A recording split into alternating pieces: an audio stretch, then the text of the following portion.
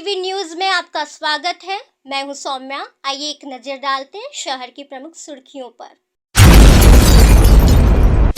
2 नफर अंतर जनपदीय वाहन चोर 6 बुलेट व एक स्कूटी के साथ हुए गिरफ्तार।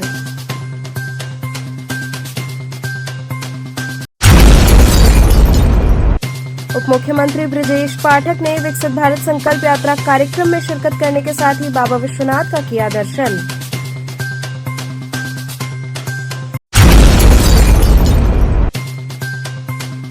राष्ट्रीय युवा चेतना मंच द्वारा संपूर्णानंद संस्कृत विश्वविद्यालय के चतुर्श्रेणी कर्मियों में कंबल का हुआ वितरण।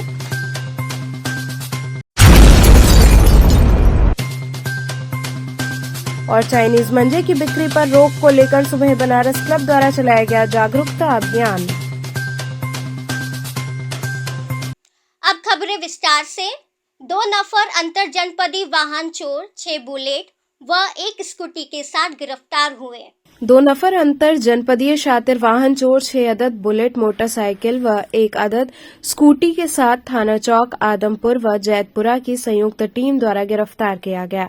अपर पुलिस उपायुक्त जोन काशी व सहायक पुलिस आयुक्त दशा समेत कोतवाली चेतगंज के कुशल निर्देशन में तथा प्रभारी निरीक्षक थाना चौक, प्रभारी निरीक्षक जैतपुरा व प्रभारी निरीक्षक आदमपुर की संयुक्त टीम द्वारा देखभाल क्षेत्र चेकिंग, संदिग्ध व्यक्ति, वाहन व तलाश वांछित अभियुक्त के क्रम में थाना चौक तथा थाना आदमपुर व जैतपुरा कमिश्नरेट वाराणसी के मुकदमों में भी वांछित 2 नफर अभियुक्तगण दीपक कुमार सिंह व अभियुक्त आलोक सेठ को चोरी के 6 अदद बुलेट व 1 अदद स्कूटी के साथ कबीरचौरा अस्पताल के पास से गिरफ्तार किया गया, जिनके विरुद्ध आवश्यक विधिक कार्रवाई की जा रही है। 4 जनवरी 2024 को कबीर चौरा के पास में चेकिंग की जा रही थी, तो उसमें 2 व्यक्ति संदिग्ध दिखाई दिए जो बिना नंबर प्लेट का वाहन लिए हुए बुलेट मोटरसाइकिल के साथ में। उनको जो है लिया गया पूछताछ हेतु, तो उन्होंने अपनी पूछताछ में चोरी करना बताया और 2 जो है बुलेट की चोरी पुलिस स्टेशन चौक में हुई थी और 2 आदमपुर में, 2 जैतपुरा पुलिस स्टेशन में हुई थी। इनसे कड़ाई से पूछताछ किया तो उन्होंने बताया कि हम लोग जो है 4 वाहन और छिपा रखे हैं। इनकी निशानदेही पर 4 वाहनों को और बरामद किया गया। इस तरह से इनके कब्जे से कुल 6 दोपहिया वाहन बरामद हुए हैं और दोनों अभियुक्तों के नाम है दीपक कुमार और आलोक सेठ। दीपक कुमार जो है नक्खी घाट का रहने वाला है और आलोक सेठ जो है सारनाथ का रहने वाला है। इनके साथ में एक और जो चोरी करने का कार्य करता था उसका नाम शुभम सेठ है, उसकी अभी गिरफ्तारी के प्रयास जारी हैं।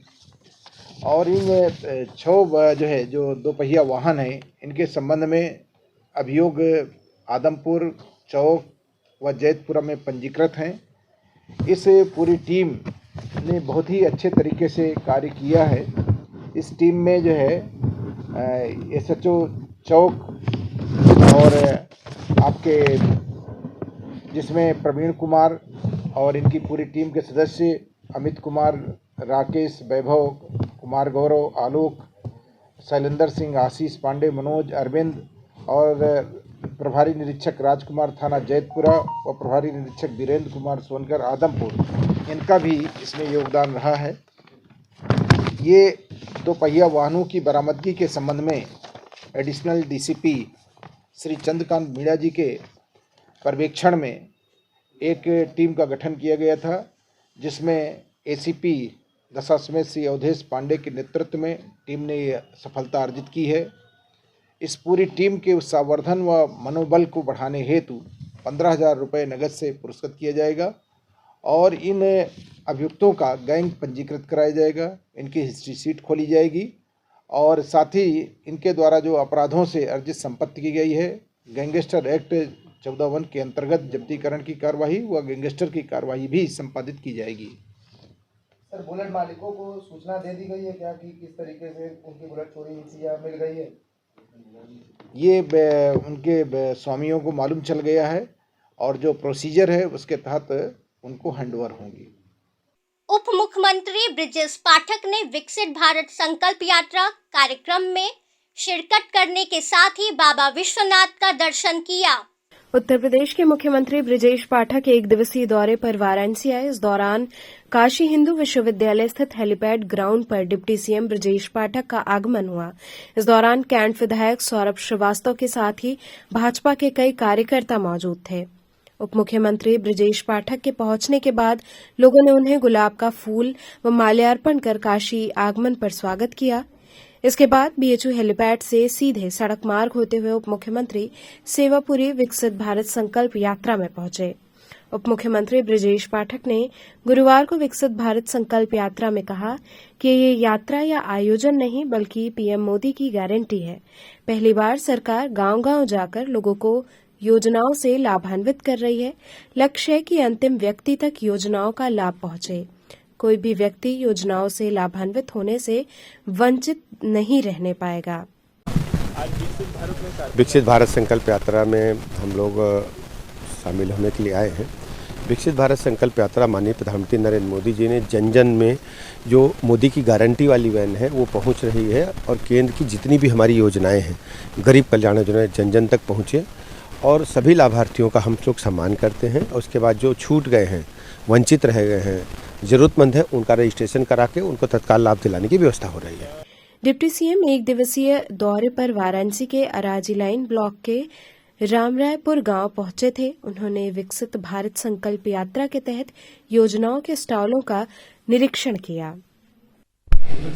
सभी गांवों में और वाराणसी शहर के सभी वार्डों में पहुंच रही है।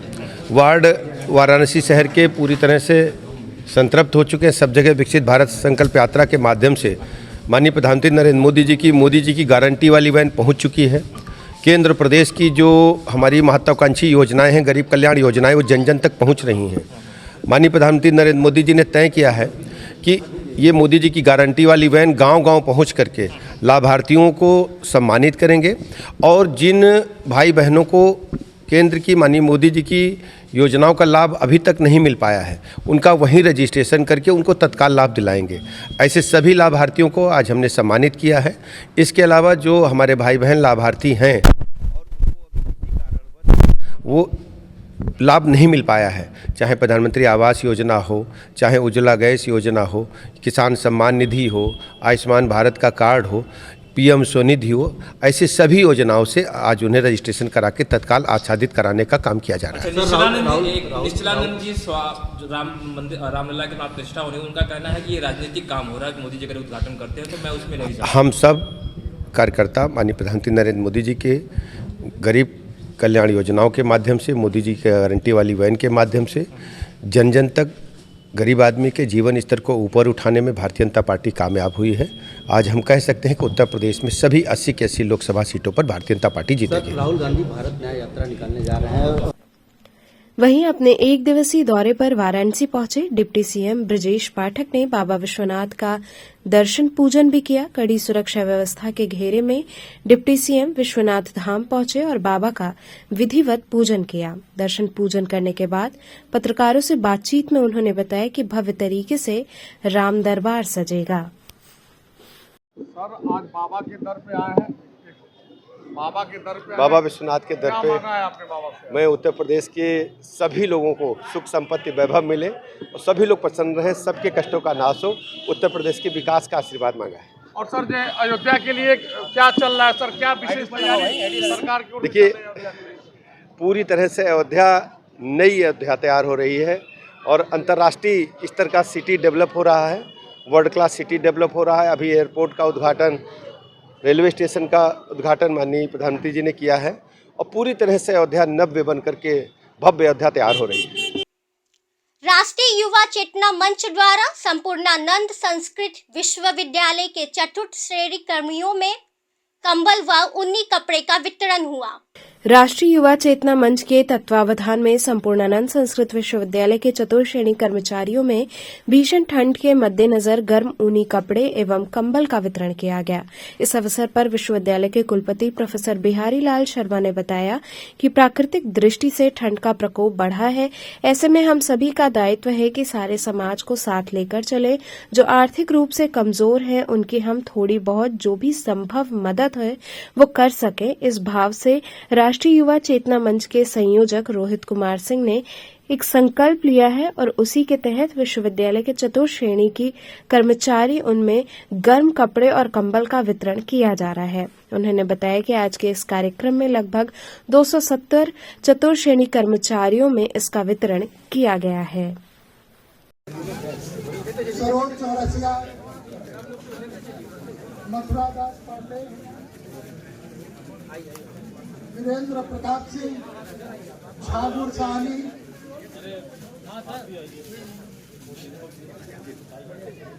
सुभाष सिंह। देखिए, ऐसा है कि प्राकृतिक दृष्टि से ठंड का प्रकोप बढ़ा है और हम सब का दायित्व है कि सारे समाज को साथ लेकर चलें।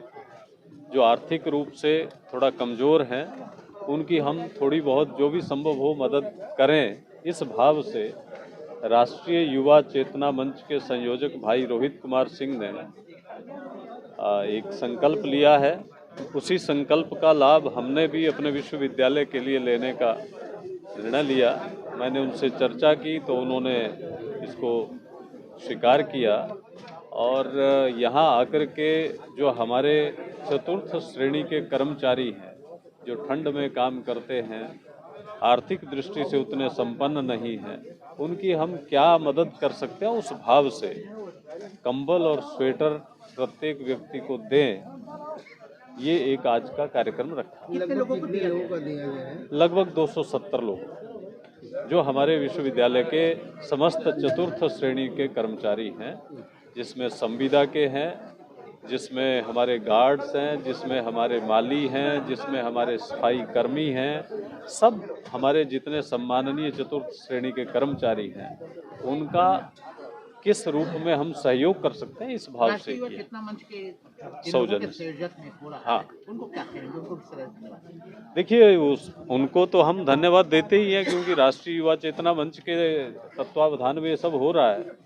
उनका हम यहाँ स्वागत भी करते हैं, अभिनंदन भी करते हैं, उनका आभार भी व्यक्त करते हैं और बाबा विश्वनाथ से प्रार्थना करते हैं कि उनको वो और शक्ति दें, ताकि इस देश में जो लोग आर्थिक दृष्टि से कमज़ोर हैं, उनकी सहायता करने में वो और सबल और प्रबल होकर के आगे बढ़ पाएं। चाइनीज मंजे की बिक्री पर रोक को लेकर सुबह बनारस क्लब द्वारा जागरूकता अभियान चलाया गया।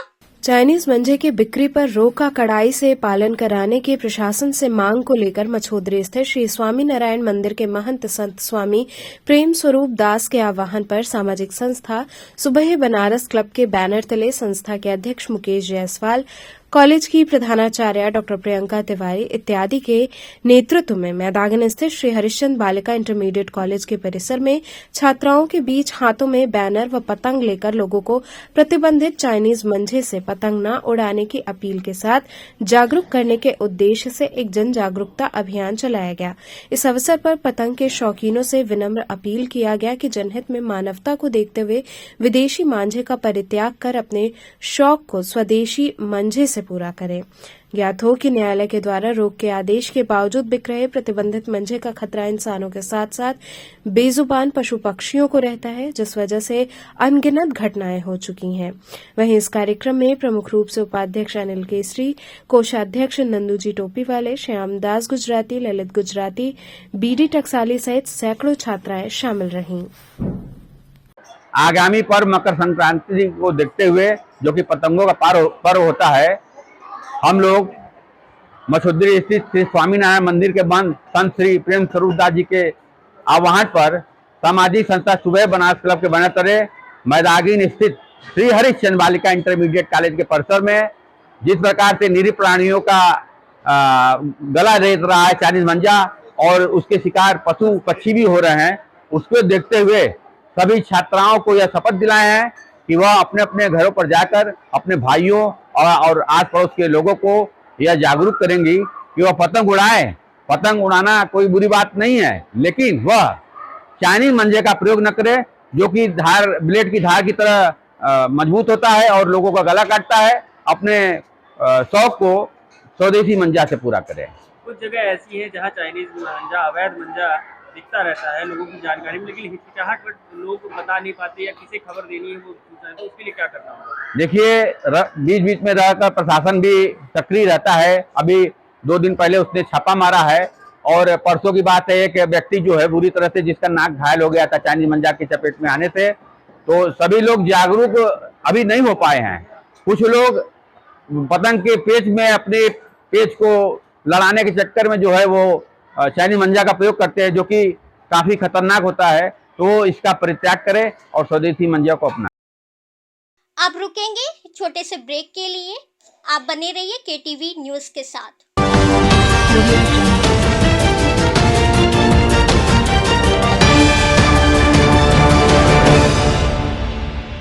खबरों से जुड़े रहने के लिए हमारे चैनल केटीवी वाराणसी को सब्सक्राइब करें और लेटेस्ट अपडेट्स के लिए बेल आइकन को प्रेस करें।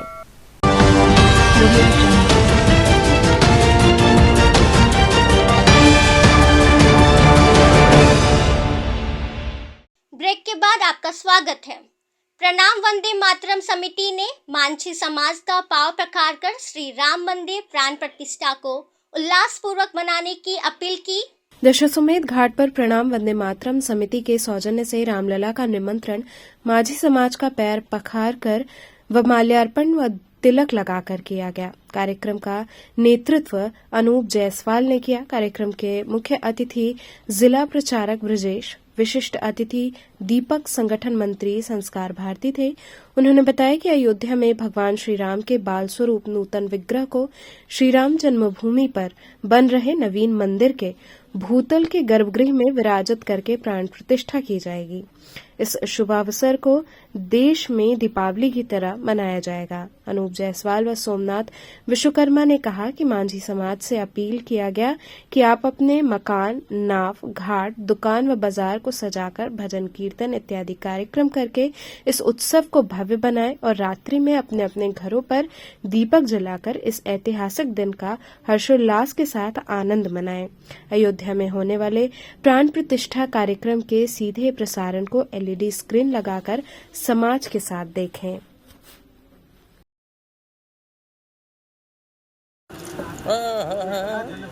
अध्यक्ष जी हिलावत। जय श्री राम, जय श्री राम, जय श्री राम, जय श्री राम।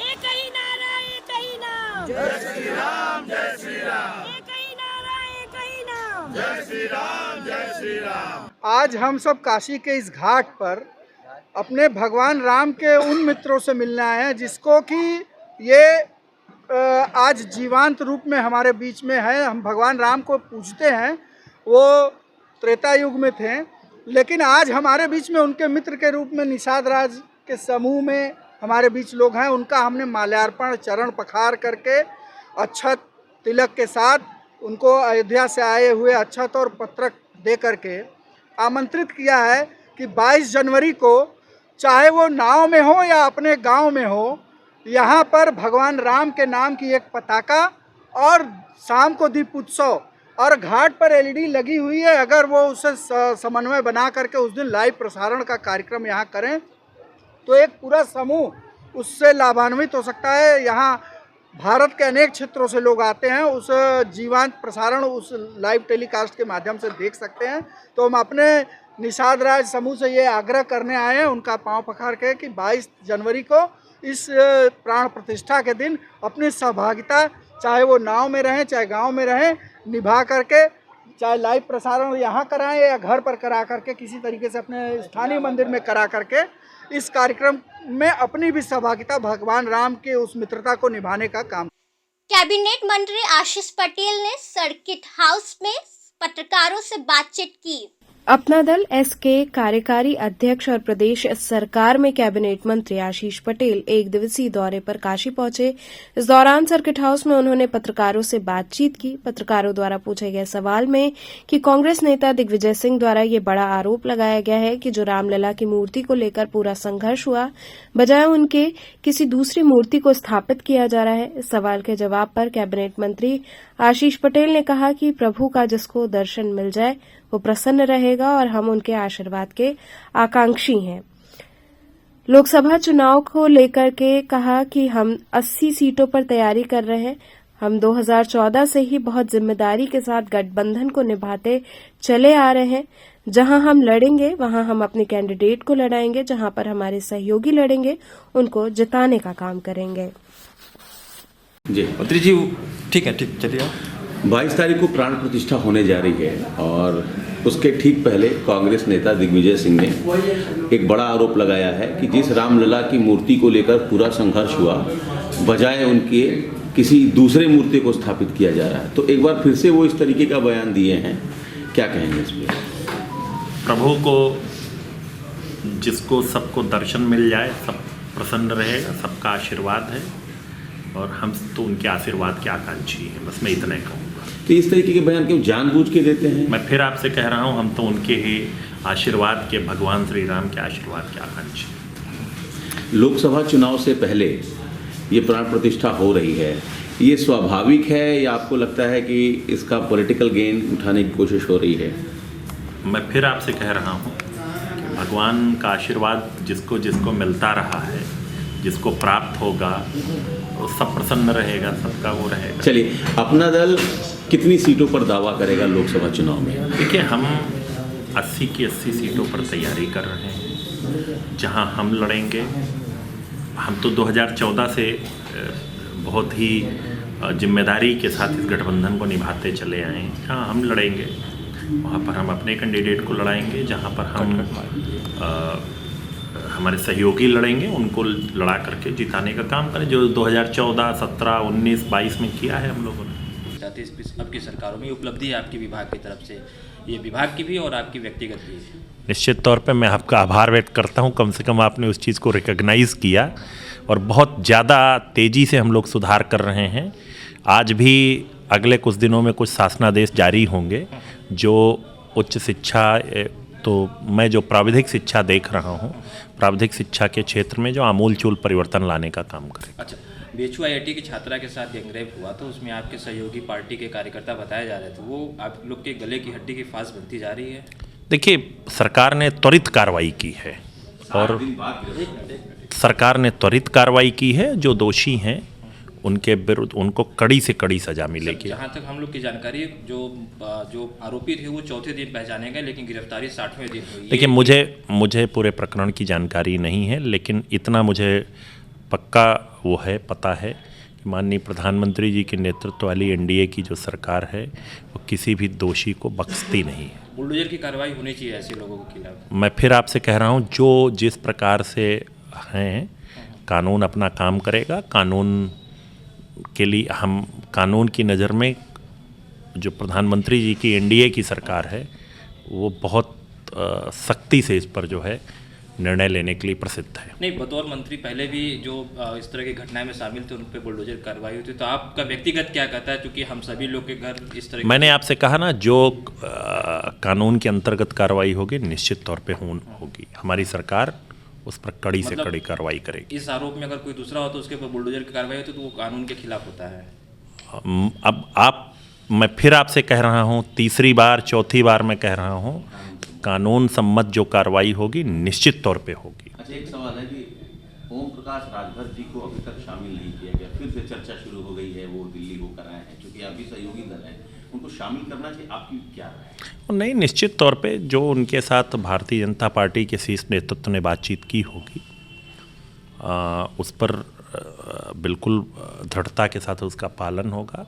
समय का वो है, मुझे पूरा भरोसा है कि उनको उनका सम्मानपूर्वक समायोजन निश्चित तौर पे होगा। अच्छा, एक क्विक रिएक्शन, कितनी सीटों के साथ आप आ रहे हैं? इकाई में कि दहाई में?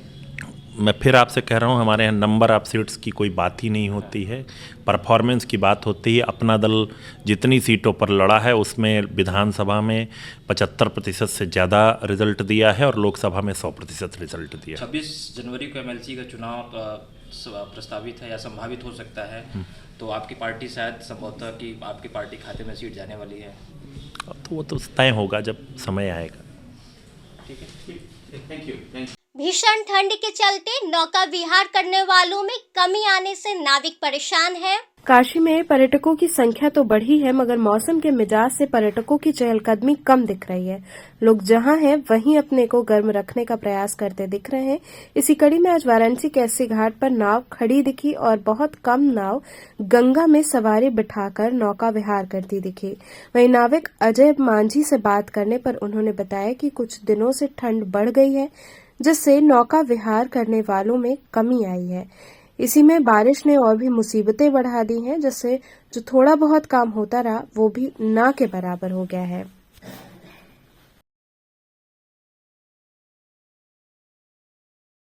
किस तरह का जो है व्यवस्था है और क्या है, ठंड की वजह से क्या पोजीशन चल रहा है? इस बार ठंड तो काफ़ी ज़्यादा पड़ रही है, तो ठंड की वजह से इसमें पर्यटक भी बहुत कम हो चुके हैं काशी में।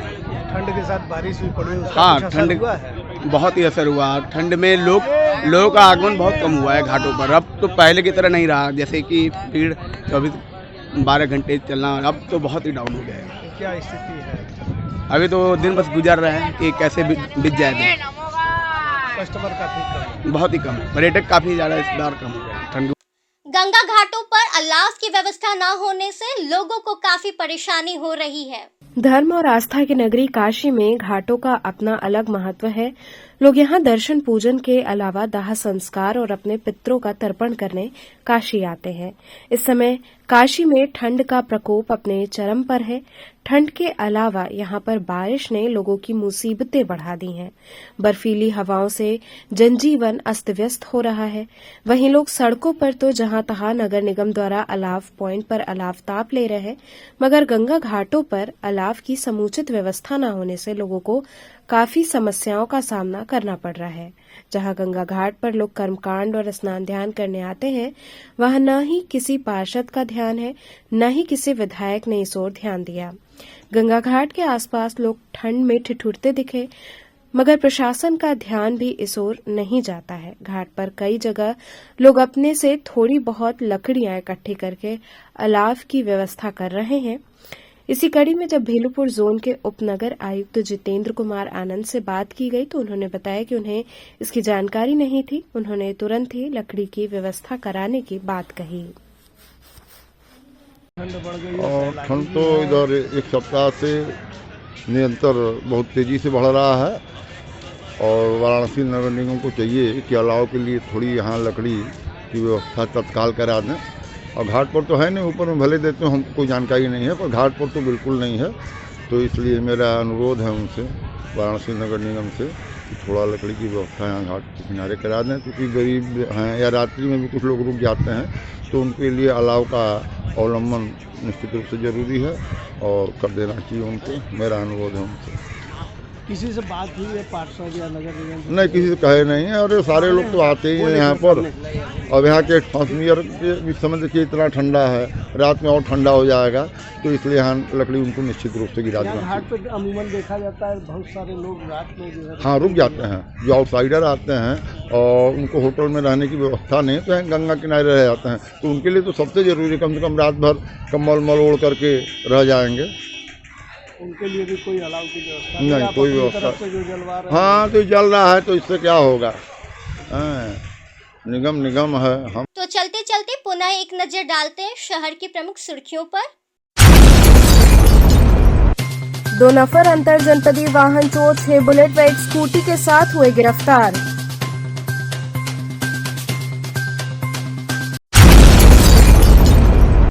उप मुख्यमंत्री ब्रजेश पाठक ने विकसित भारत संकल्प यात्रा कार्यक्रम में शिरकत करने के साथ ही बाबा विश्वनाथ का किया दर्शन।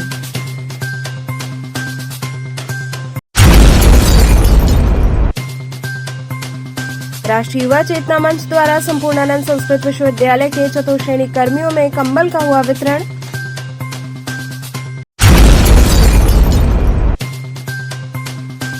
और चाइनीज मंजे की बिक्री पर रोक को लेकर सुबह बनारस क्लब द्वारा चलाया गया जागरूकता अभियान। ये थे आज के समाचार। कल फिर होंगे मुलाकात, तब तक के लिए नमस्कार।